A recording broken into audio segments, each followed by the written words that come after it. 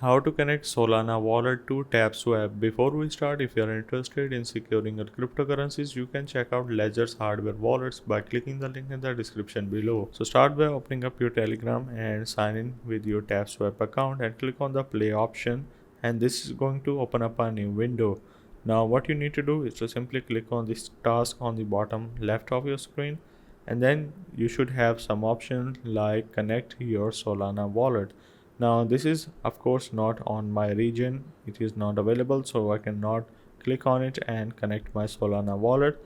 But if you have one, you're just gonna need to click on it, just like Binance or Trust Wallet option that came up few days ago. So you just need to click on that particular option, and then this is going to open up a new window where you can simply sign in with your Solana wallet, and then it will automatically connect your Solana wallet to your Tapswap wallet. So hope this helped. This is how you can connect Solana wallet to Tapswap.